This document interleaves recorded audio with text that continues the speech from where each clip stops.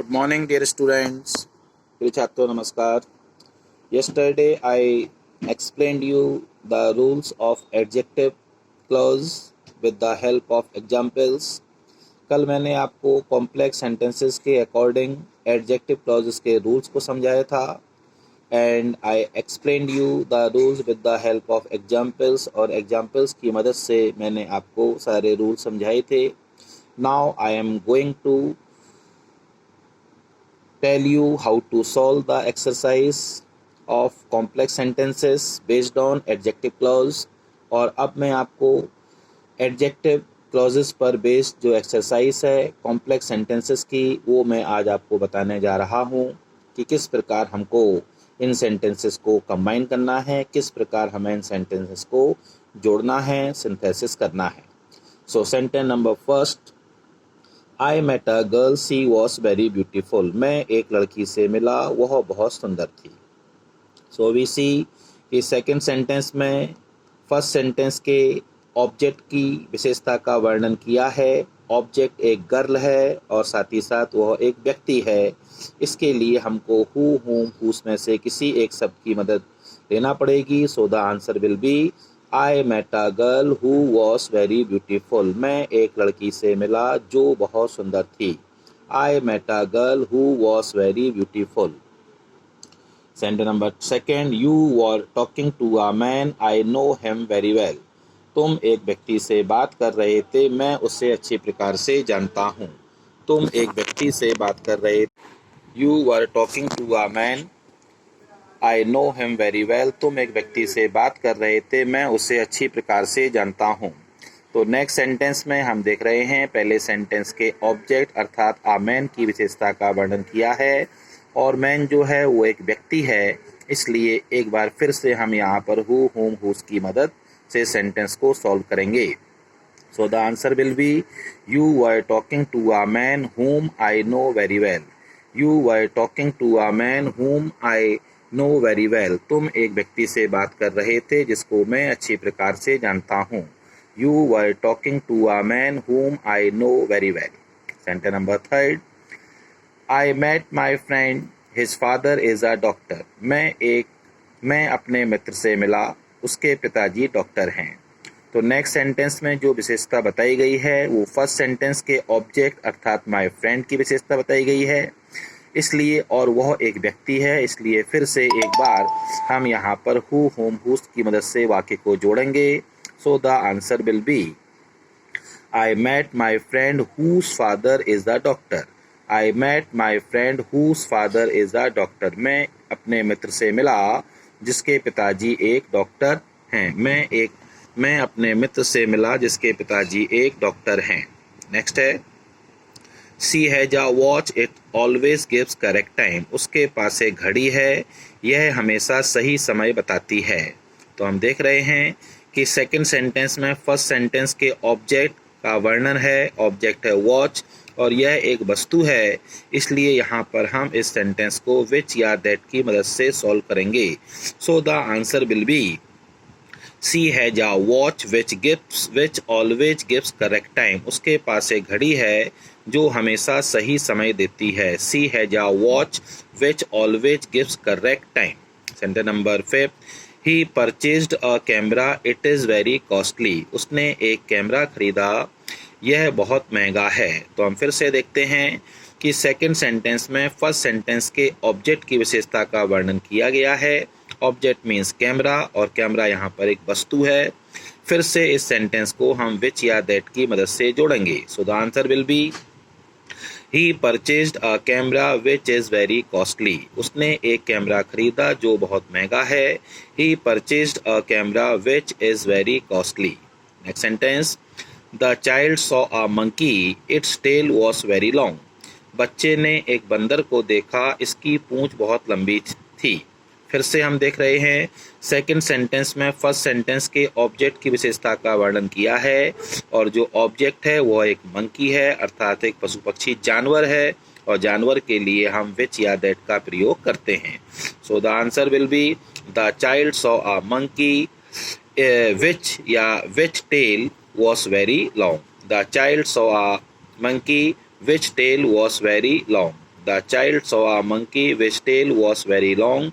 याद रखना है पशु पक्षी जानवरों के लिए भी विच और दैट का ही प्रयोग करना है। Next, this is the school I studied here in my childhood. This is the school, यह वही स्कूल है। I studied here in my childhood, मैंने यहाँ बचपन में पढ़ाई की थी। तो हम देख रहे हैं दूसरे सेंटेंस में पहले सेंटेंस के ऑब्जेक्ट की विशेषता का वर्णन है।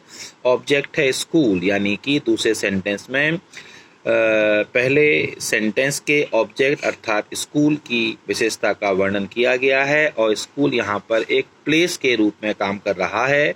इसलिए यहाँ पर हम जिस शब्द का प्रयोग करेंगे वो होगा वेयर, क्योंकि प्लेस के लिए वेयर शब्द का यूज किया जाता है। So the answer will be this is the school where I studied in my childhood. This is the school where I studied in my childhood. This is the school where I studied in my childhood. यह वही school है जहाँ मैंने बचपन में पढ़ाई की थी। Dasharath was a good king. He had 4 sons. Dasharath एक अच्छे राजा थे, उनके 4 पुत्र थे। तो हम यहाँ पर देख रहे हैं दूसरे सेंटेंस में पहले सेंटेंस के सब्जेक्ट की विशेषता का वर्णन है कि दशरथ एक अच्छे राजा थे और दशरथ के ही 4 पुत्र थे। तो इस सेंटेंस में पहले सेंटेंस के सब्जेक्ट की विशेषता का वर्णन किया है और सब्जेक्ट जो है वो एक व्यक्ति है, इसलिए हमें हु होम हुज का प्रयोग दशरथ के साथ करना होगा। So the answer will be Dasharath who was a good king had 4 sons. Dasharath who was a good king comma had 4 sons. Dasharath जो एक अच्छे राजा थे उनके 4 पुत्र थे। Dasharath who was a good king had 4 sons. Dasharath जो एक अच्छे राजा थे उनके 4 पुत्र थे। Sentence number 9, the girls have return they went on a picnic. लड़कियां लौट आई हैं, वे एक पिकनिक पर गई थीं। तो हम देख रहे हैं कौन पिकनिक पर गई थीं, गर्ल्स गई थीं और गर्ल्स जो है वो पहले वाक्य में एज अ सब्जेक्ट के रूप में काम कर रही हैं और ये व्यक्ति हैं, इसलिए हमको हु होम हुज का प्रयोग गर्ल्स के बात करना है। So our answer will be the girls. जो काम पहले किया वो पहले लिखना है, जो काम बाद में किया वो बाद में लिखना है। The girls who went on a picnic comma have return. ध्यान रखने की बात है, लड़कियां जो पिकनिक पर गई थीं वे वापस आ गई हैं। तो जो काम लड़कियों ने पहले किया है उसको पहले लिखना है और जो काम उन्होंने बाद में किया है उसको बाद में लिखना है। So the answer will be the लड़कियां जो पिकनिक पर गई थीं वे वापस आ गई हैं। The girls who went on a picnic have return. The girls who went on a picnic comma have return. लड़कियां जो पिकनिक पर गई थीं वे वापस आ गई हैं। Next sentence, he is not working hard these days. वह आजकल कठिन परिश्रम नहीं कर रहा है। I want to know the reason. मैं कारण जानना चाहता हूँ।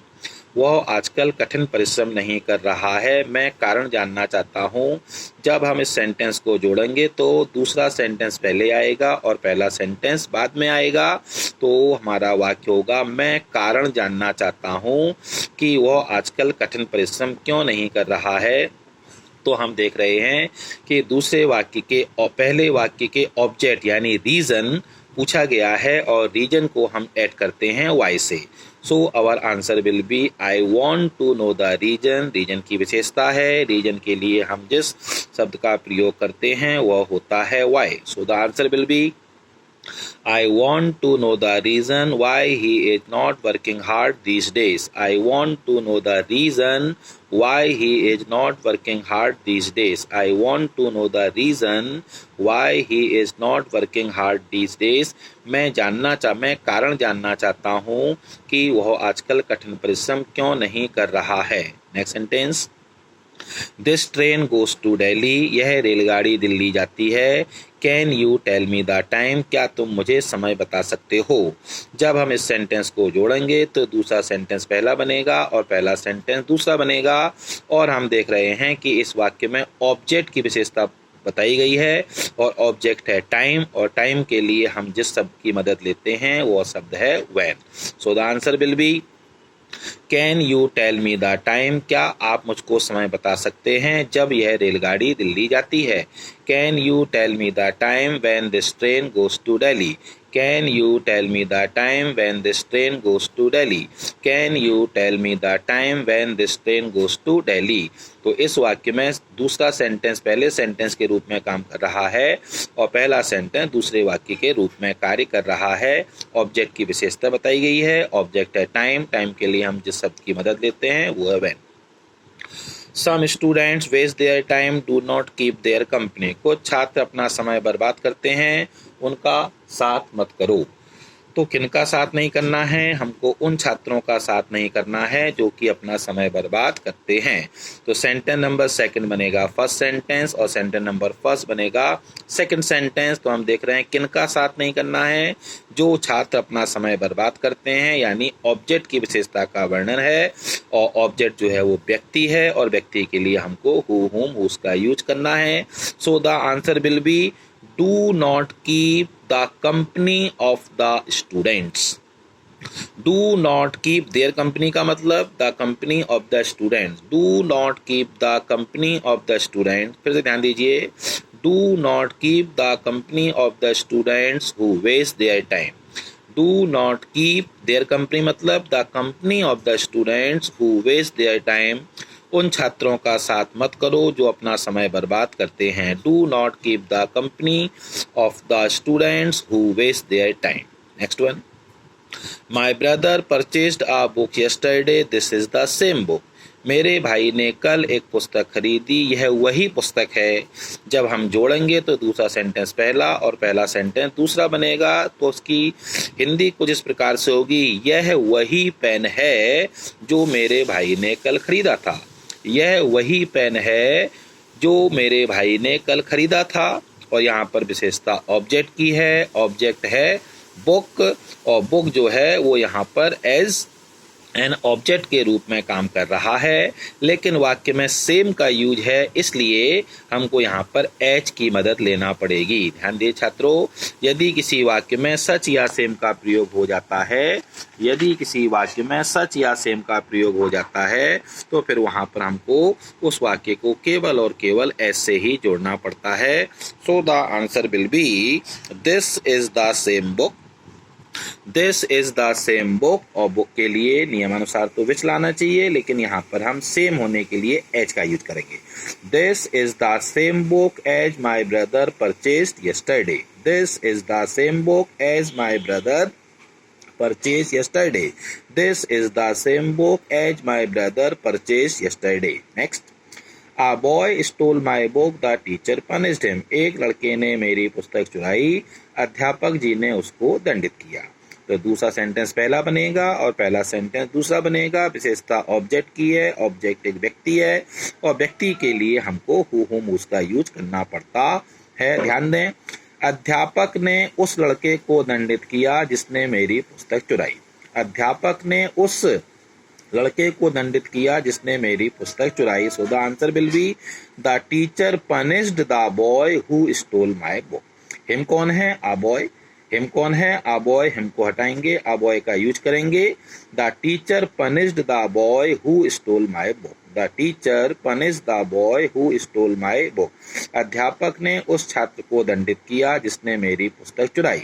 The teacher punished the boy who stole my book. Last sentence, you live in a big house, I want to see it. तुम एक बड़े घर में रहते हो, मैं इसे देखना चाहता हूँ। किसको देखना चाहता हूँ? बड़े घर को। बड़ा घर क्या है? ऑब्जेक्ट। और साथ ही साथ ये क्या है? यहाँ पर एक वस्तु के रूप में कार्य कर रहा है, इसलिए यहाँ पर हम यूज करेंगे which. So the answer will be you live in a big house which I want to see. You live in a big house which I want to see. You live in a big house which I want to see. Dear student, these are all 15 sentences based on adjective clauses of complex sentences. I explained you each and every sentence. Now you have to solve these sentences in your notebook. If you have any doubt, you can ask to me on the group. आप group में मुझसे पूछ सकते हैं। Please do this exercise in your notebook. इस exercise को अपने notebook में करें। Tomorrow I will give you another exercise. कल मैं आपको एक दूसरी एक्सरसाइज दूंगा। जब आप इस एक्सरसाइज को अच्छी प्रकार से कर लेंगे then you will be able to do the next exercise. तभी आप अगले एक्सरसाइज को कर पाएंगे। Have a nice day. Bye bye.